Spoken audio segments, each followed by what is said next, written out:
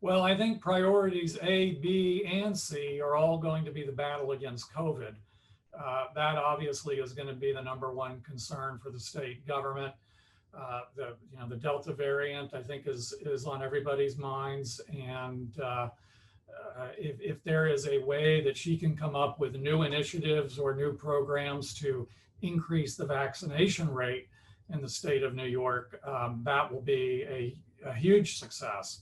So I think that's the main priority. From there, you have questions of the budget. That is the big issue that the governor deals with every year, and the governor has a lot of power over that. So I'm sure that there will be already early thought about that question.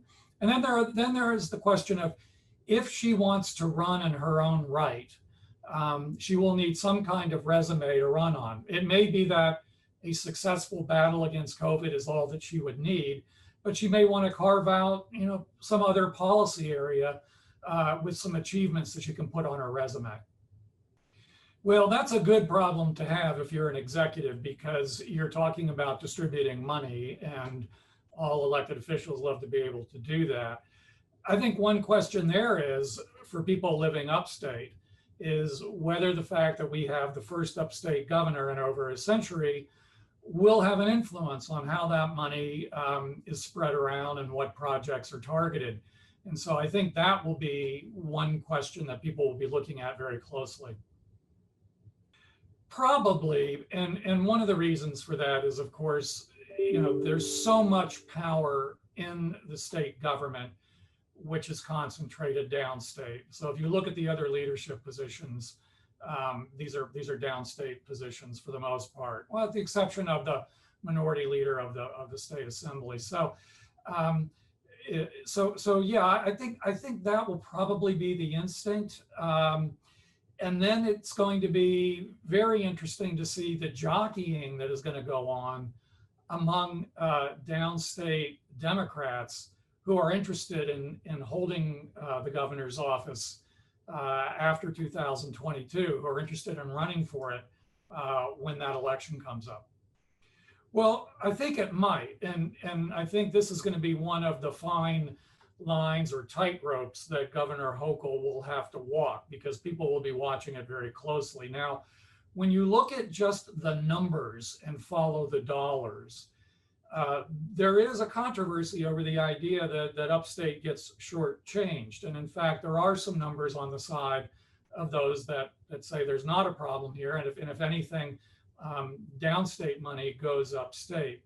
But when we think about the general focus of policymaking, and we think about how things are targeted and what the orientation is, it's hard to make the argument that downstate and the downstate issues don't drive a lot of that.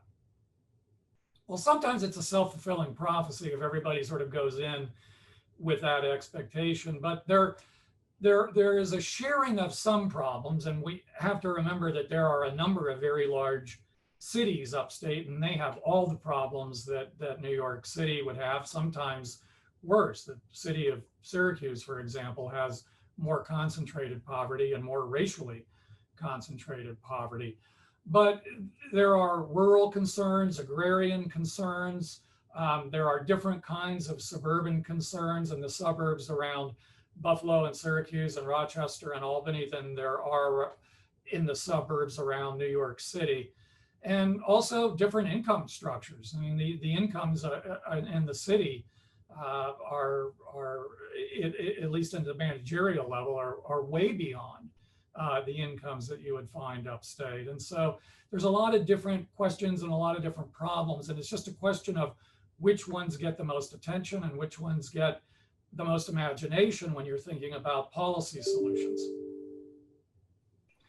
Well, I think she's going to have a lot of people and a lot of institutions that want her to succeed.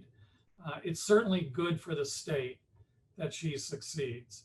Now, there are going to be some ambitious individuals that are wanting to be the governor in 2023, and she'll have to contend with that. But I think she'll come in with an enormous amount of goodwill, and that's already being expressed. You're already seeing it from a lot of the legislative leaders. And so she'll have a period of time in which to draw on that, to capitalize on that. All of that, I think, is going to go toward the fight against COVID, to return to what we were talking about at the beginning. But political honeymoons are short.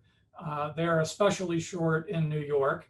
And there are a lot of sharp elbows in New York. Andrew Cuomo, as an example of an aggressive political leader, is certainly not the only one in the state of New York.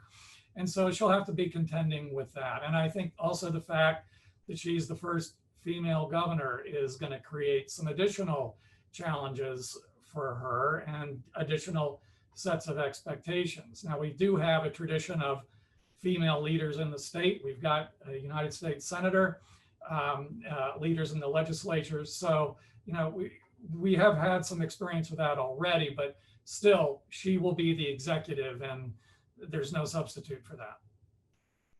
Well, I think the most important thing, and I think she's already embodying this, is she's not going to be another Andrew Cuomo. She's going to have her own style. She's going to have her own rhetorical style. She's going to have her own management style. Frankly, I think there's a lot of room for improvement in the work environment in the governor's office from what we've read in recent months. And so, she'll be her own leader. I think we're going to see someone who is less oriented towards self-promotion. But as you point out, being the governor of the state of New York does put you on the national stage already by definition. And so we could be looking at a potential presidential hopeful if she is successful as governor and runs again for a term in her own right.